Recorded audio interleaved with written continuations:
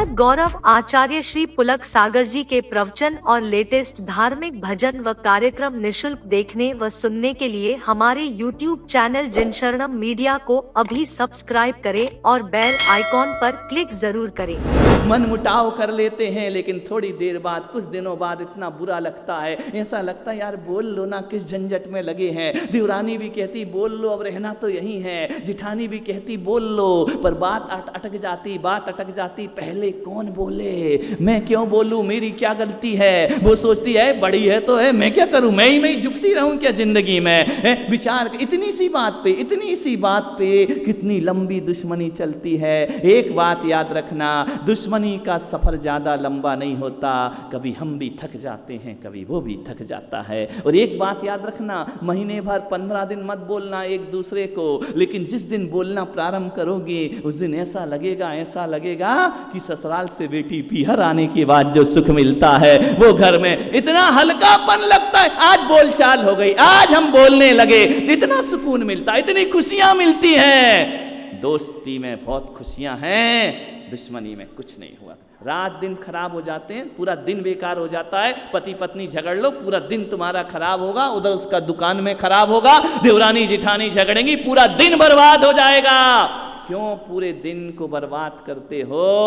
प्रेम से रहो थोड़ा सा। क्या हुआ, 2 बात उसने कह दी, 2 बात अपने कह दी। आप सोचिए, जहां 4 बर्तन होते हैं वहां खटपट तो होती है। कितने भी गला फाड़ो पुलक सागर, वो होती है, और आगे भी हम नहीं सुधरेंगे। ध्यान रखना, कोई बात नहीं। 4 बर्तन हैं, खटपट हो जाए उसकी कोई प्रॉब्लम नहीं है। पहले किचन होते थे, रसोई घर होते थे, 4 बर्तन रखे जाते थे, आवाज़ आया करती थी। लेकिन आजकल मॉड्यूलर किचन हो गए हैं, उनमें आवाज़ नहीं आती है, बर्तन टकराते नहीं हैं। पहले बर्तन टकराते थे, अब तो गिर के सीधे टूट जाया करते हैं। ध्यान रखना, अब टकराने की बात ही नहीं है। मेरा निवेदन आपसे इतना ही है, बर्तन टकराएं तो गम नहीं होता, बर्तन टूटना नहीं चाहिए जिंदगी में। 4 लोग आपस में भिड़े, टकरार हो जाए, कोई बात नहीं, कहा सुनी हो गई, कोई बात नहीं है, लेकिन रिश्ते टूटना नहीं चाहिए। टकराहट नुकसानदायक नहीं है, टूटन नुकसानदायक है। आज हमारे परिवार टूट रहे हैं, ध्यान रखना, टकरा नहीं रहे हैं। टकराते तो सभी घरों में टकराते थे, लेकिन परिवार टूटते नहीं थे। दशरथ के घर में भी टकराहट हुई थी, लेकिन कितनी भी बड़ी टकराहट हो जाए, 4 भाइयों में कोई टूटन पैदा नहीं करा सका। कोई दुनिया में मंथरा और कैकेयी नहीं आ सकी जो 4 भाइयों का प्रेम तोड़ सके। ध्यान रखना, टूटो मत, टकराओ, कोई बात नहीं, लड़ो झगड़ो, पिटो पीट लो, बाल खींच लो, गाल पे मार दो, यहां तक भी चलेगा। लेकिन शाम को बोल दो, क्या बोल दो, आई एम एम्प्टी, मिच्छामी, घर टूटने से बच जाएगा। आपका ध्यान रखो, थोड़ी सी समझदारी रखो। एक बात याद रखना, भाई भाई की भुजा होता है, आदि शक्ति भाई के पास होती है। जिस घर में 2 भाई हैं, जिस घर में, अरे उनसे पूछो, जो इकलौती संतान है, वो जिनके घर में उसका भाई नहीं होता है, वो भुगतता है भाई नहीं होने का खामियाजा क्या होता है। उसे बिजनेस में दूसरों को पार्टनर बनाना पड़ता है, उसे दूसरों को अपने व्यापार में रखना पड़ता है। खुद का भाई नहीं है, इकलौता बेटा है, करे क्या वो? मंदिर जाए, दुकान देखे, समाज देखे, करे क्या? उसके पास टाइम नहीं है। पहले 4-4 लड़के होते थे, बच्चे होते थे, एक दुकान संभालता था, एक मंदिर संभालता था, एक समाज को संभालता था, एक परिवार को संभालता था। अब तो एक ही लड़का है ले दे के, अब उससे बोलो बेटा मंदिर क्यों नहीं आता है? दुकान जाना पड़ता है, ऑफिस जाना पड़ता है। मान्यवर, ये भाई भाई होते ना, एक भाई का फैशन चल चुका है, सारे रिश्ते खराब बंद होने वाले हैं। कोई चाचा नहीं होगा, कोई ताई नहीं होगी, कोई मामा नहीं होगा, सारे रिश्ते खत्म हो जाएंगे। कोई दादी नहीं होगी। आने वाले समय में ऐसा वातावरण निर्मित हो जाएगा कि रिश्तों को तरस जाएंगे लोग। ध्यान रखिए मान्यवर, आपसे निवेदन है, पहले भाई भाई होते थे ना, भाई भाई की ताकत हुआ कर। कितने भी लड़े झगड़े होते तो भाई भाई थे। ध्यान रखना, भाई खून खून पर तो गिरता है ना। कितने भी आपस में झगड़े, लड़ाई, बुराई हो जाए, दिल नहीं तोड़ना चाहिए। ध्यान रखें।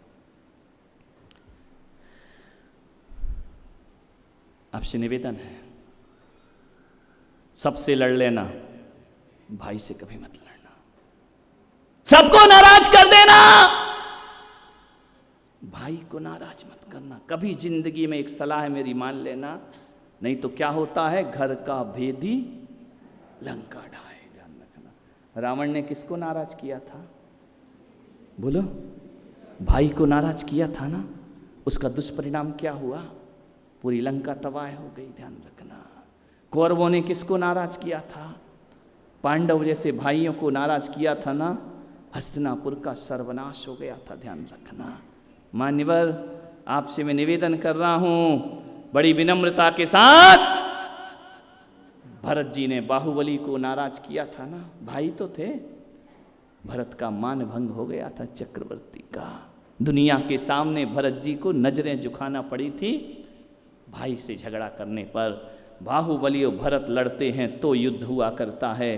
कौरव पांडव दोनों भाई भाई थे, भाई ने भाई को नाराज किया, नतीजा क्या हुआ वो आप जानते हैं। ध्यान रखिए। और आपसे मेरा निवेदन है, प्रमोद महाजन और प्रवीण महाजन, दो भाई ने एक भाई को नाराज कर दिया, हस्त्र क्या हुआ वो आप जानते हैं। मैं पुराने इतिहास की बात नहीं करता, आज की बात किया करता हूँ। ध्यान रखना, एक भाई दूसरे भाई की मौत का कारण बन जाया करता है। और ध्यान रखना, धीरू भाई अंबानी ने जो जिंदगी में कमाई थी अपनी इज्जत और शोहरत, जब मुकेश अंबानी और अनिल अंबानी लड़ते हैं, परिवार की सुर्खियां अखबारों में आ जाया करती हैं। ध्यान रखना, क्या कमी थी इनको अपने जीवन में? किस लिए लड़ रहे थे ये लोग? किस दौलत के लिए? अरे इतना है इनके पास, इतना है कि 10 पीढ़ियां भी बैठकर खाएं तो अंबानी परिवार में धन की कमी नहीं हो सकती है। लेकिन जब बंटवारा हुआ, अखबारों की सुर्खियों में आ गए। मान्यवर, आपसे मेरा निवेदन है, मेरा तो एक है कि जिस दिन बंबई गया और मुझे यदि ये लोग मिले ना, मुकेश अंबानी, अनिल अंबानी, महावीर तुम जुगाड़ करो जरा, इनसे मिलना है मुझे। ये यदि मिले तो मैं उनसे ये बात जरूर पूछूंगा कि क्यों लड़े थे तुम लोग? अरे 100-200 करोड़ यहाँ के वहाँ ज्यादा हो जाए तो इनको फर्क क्या पड़ता है? इनमें इतनी ताकत है कि दूसरी मुंबई बना के खड़ी कर सकते हैं। इनके पास दौलत की कमी क्या है? 100-200 करोड़ के लिए आदमी इतने लड़े, इतने लड़े, इतने लड़े कि जो पहले हमारे देश का बच्चा कहता था कि हम धीरू भाई अंबानी, मुकेश अंबानी जैसा पैसा कमाएंगे, लेकिन हमारा देश का बच्चा अब ये कहता है तुम्हारी लड़ाई देखकर, पैसा तो हम तुम्हारे जैसा कमाएंगे लेकिन लड़ाई तुम्हारी जैसी आपस में नहीं करेंगे। ये खोया है इन्होंने झगड़ा करके, ये ख्याति खो दी है इन्होंने अपनी झगड़ा करके, ये लड़ाई करके ये इन्होंने खोया है। एक बात ध्यान रखना, धन दौलत रुपए पैसों से वो इज्जत नहीं मिला करती है जो इज्जत धीरू भाई अंबानी कमा करके इस धरती से गए थे। क्यों बिखरते हैं लोग? भाई भाई की लड़ाई, कभी भाई को नाराज नहीं करना। ध्यान रखना। और सगे भाई को तो बिल्कुल भूल के मत करना। ध्यान रखना, पैर पड़ लेना, मेरे बाप तू खुश रहे, मैं झुक जाता हूं थोड़ा सा, लेकिन झगड़ा नहीं, झगड़ा नहीं, झगड़ा नहीं। एक बात याद रखना, जब दो भाई आपस में झगड़ते हैं, पड़ोसी मजा लिया करता है, आनंद लिया करता है। पड़ोसी की नजरों में तुम मजाक के पात्र बना करते हो। किस बात का झगड़ रहे हो? अरे शिक्षा लो उन लोगों से। तुम तो सगे भाई आपस में लड़ते हो। राम लक्ष्मण तो सगे भाई नहीं, सौतेले भाई थे ना। अरे वो प्यार दिखाया जो एक माँ के जाए पुत्र प्यार नहीं दिखा सकते, वो प्यार राम लक्ष्मण ने स्थापित किया है। ये पांडव, ये भी तो सौतेले भाई थे ना दोनों, नकुल सहदेव, और 3 भाई अलग थे, 3 भाई अलग थे, लेकिन बहुत समर्पण दिखाया इन्होंने। जो सगी माँ से पैदा हुए बच्चे भी वह प्यार नहीं दिखा सकते हैं, वह प्यार पांडवों का प्यार चर्चित है इस धरती पर। ध्यान रखना, ये कृष्ण बलभद्र बलराम ये कोई सगे भाई थे क्या? नहीं थे ये सगे भाई। लेकिन याद रखना, 100 सगे भाइयों से भी बढ़कर इन सौतेले भाइयों ने इतिहास को कायम किया है, इतिहास को बनाया इस धरती पर।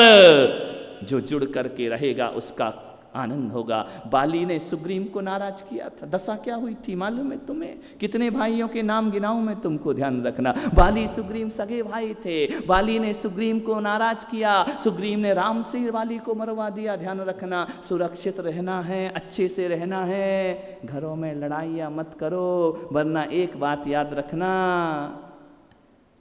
घर का विभीषण ना होता ना तो राम रावण को मार नहीं सकते थे। ध्यान रखिए, विभीषण की वजह से। कैसे भाई थे? और उसी कुल में, उसी वंश में कुंभकर्ण था, उसी वंश में कुंभकर्ण जैसे भाई।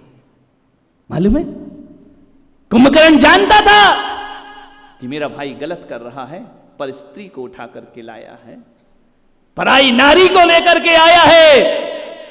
लेकिन राक्षसों के वंश में भी कोई आदर्श पुरुष होते हैं।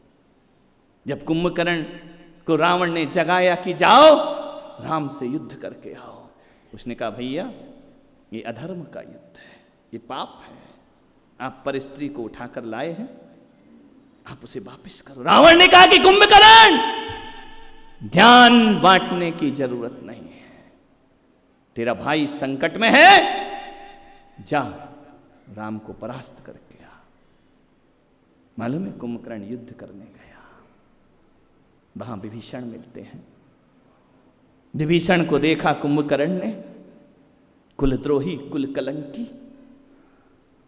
विभीषण ने कहा भैया आप तो ज्ञानी हैं, आप तो तत्व को जानते हैं ना, आपको तो मालूम है कि रावण भैया हमारे अधर्म के पक्ष में खड़े हैं, मैं धर्म के पक्ष में खड़ा हूं, मैं विद्वान हूं, मैं ज्ञानी हूं। कुंभकर्ण ने कहा कि विभीषण तू कितना भी ज्ञानी हो जा, कितना भी राम की शरण में चला जा, एक बात याद रखना, सारी दुनिया तेरे मरने के बाद कोई भी अपनी औलाद का नाम विभीषण नहीं रखेगा। ध्यान रखना है, क्योंकि तूने भ्रात द्रोह किया है। ध्यान रखना, कितना भी बड़ा धर्मात्मा हो जा विभीषण, दुनिया तुझे धर्मात्मा कह करके नहीं बुलाएगी। और जब भी किसी घर में कोई धोखा देगा तो कुंभकर्ण का नाम नहीं, विभीषण का नाम लिया जाएगा। ध्यान रखना, कुलद्रोही, तूने अपने परिवार से विद्रोह किया है। एक बात याद रख, कितना भी राम की शरण में चला जाए, कितना भी धर्म की शरण में चला जाए, राम भी तेरे इस कलंक को मिटाने में सामर्थ्यवान नहीं होंगे। एक बात याद रखना, मैं भी आया हूं यहां पर, मैं भी जानता हूं रावण गलत है, लेकिन एक बात याद रखना, कभी तूने राम की तरफ, लक्ष्मण की तरफ देखा है? एक बात याद रखना, लक्ष्मण यदि भ्रात भक्त में अयोध्या छोड़ देता है तो कुंभकर्ण भी अपने भाई की भक्ति में युद्ध लड़ने को तैयार हो जाएगा, भले अधर्म की तरफ क्यों ना खड़ा हो, लेकिन भाई खून खून से नहीं बटना चाहिए। विभीषण तूने बहुत गलत काम किया है अपने जीवन में, अरे मरना था तो भाई के लिए स्वाभिमान से मर जाता, ऐसी मौत क्या घर का भेदी लंका ढाए, ये कहावत जीवन भर तेरे साथ जुड़ी रहेगी। ध्यान रखना, मैं आपसे कहता हूं कितना भी उपवास कर लो, कितने भी व्रत कर लो, कितना भी पर्युषण कर लो, कितना भी धर्म कर लो, और यदि तुमने भाई का साथ छोड़ा है, ये धर्म कर्म तुम्हारे कलंक को मिटाने वाले नहीं हुआ करते हैं। आपका जीवन कलंकित ही रहेगा, आपका जीवन अपमानित ही रहेगा। क्यों नहीं, जब इतना अच्छे विभीषण थे, एक महिलाएं बैठी हैं, पुरुष बैठे हैं, यदि कोई बच्चे का नाम रखाने आए मेरे पास और मैं कह दूं इसका नाम विभीषण रख दो, कहेंगे नहीं महाराज क्या कर रहे हो, विभीषण शब्द गाली बन गया है। ध्यान रखना, धर्म की शरण में जाने के बाद भी गाली बन गया है। प्रकाश जी अजमेरा यदि मैं कह दूं कि तुम्हारी कमेटी में ये आदमी विभीषण है, तो ध्यान रखना महाभारत शुरू हो जाएगी, रामायण की तो छुट्टी हो जाएगी। विभीषण शब्द कलंकित हो गया है एक परिवार से विद्रोह करने के कारण। मैं पुलक सागर आपसे कहता हूं, यदि आप भी परिवार का विद्रोह कर रहे हैं तो कितने भी समाज में पगड़ियां पहन लो, माला पहन लो, साल ओढ़ लो, ये सब खोखले स्वागत हैं। ध्यान रखना, पहले घर में सम्मान की स्थिति बनाना चाहिए, पहले घर को अच्छा बनाना चाहिए।